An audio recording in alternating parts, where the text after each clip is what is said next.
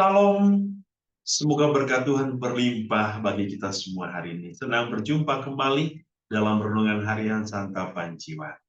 Saudara-saudariku, pada hari ini kita akan bersama-sama mau mendengarkan dan merenungkan serta mau menjalani apa yang dikehendaki Tuhan Yesus hari ini melalui firman-Nya dalam Injil Matius bab 23 ayat 27 sampai 32.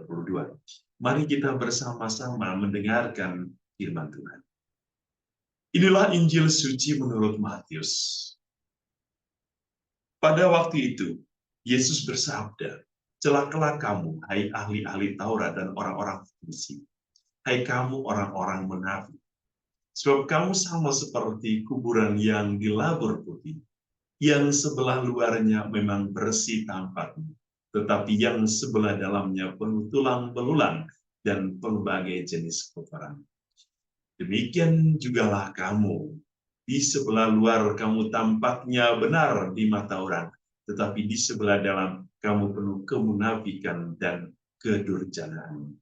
Celakalah kamu, hai ahli-ahli Taurat dan orang-orang Farisi, hai kamu orang-orang munafik, sebab kamu membangun makam nabi-nabi dan memperindah tubuh orang-orang saleh, dan berkata, jika kami hidup di zaman nenek moyang kita, tentulah kami tidak ikut dengan mereka dalam pembunuhan nabi-nabi itu.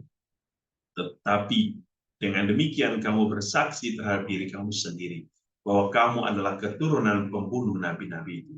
Jadi penuhilah juga takaran nenek moyang. Demikianlah sabda Tuhan. Terpujilah Kristus. Saudara-saudariku yang dikasihi Tuhan, sebuah firman yang sangat keras yang disampaikan oleh Yesus, bukan hanya kepada ahli-ahli Taurat atau orang Farisi, tetapi ia berbicara kepada kita. Tuhan meminta kita satu hal, jangan menjadi orang munafik. Jangan menjadi orang munafik.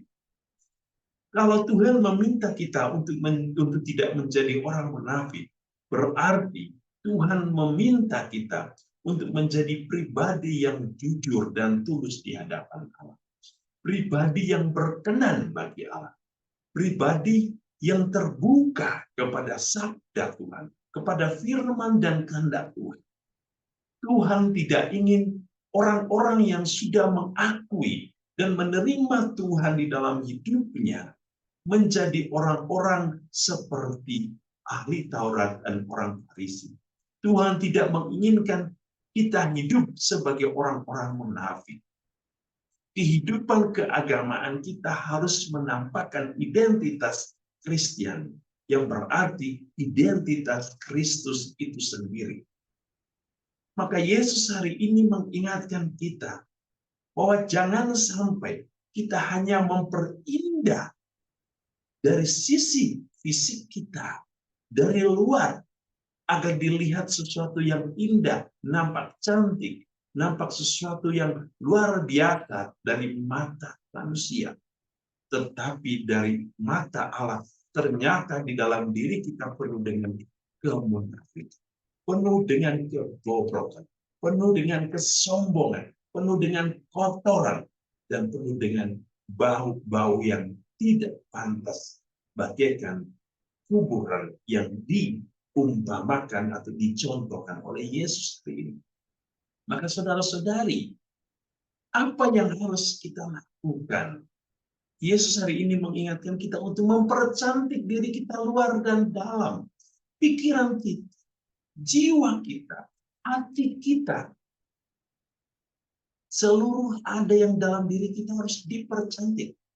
Supaya pikiran kita untuk berpikir yang positif, berpikiran yang indah, berpikiran yang kudus.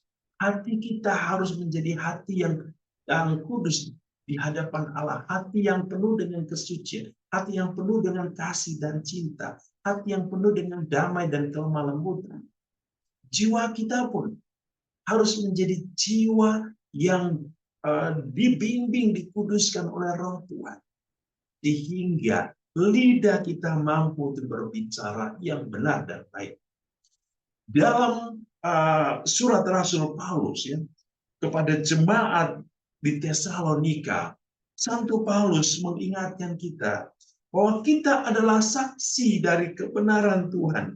Oleh karena itu, sebagai seorang saksi, maka kita tidak putus-putusnya mengangkat syukur dan pujian kita kepada Allah karena kita telah menerima firman Tuhan, firman yang hidup, firman yang senantiasa mengingatkan selalu kita akan kasih karunia.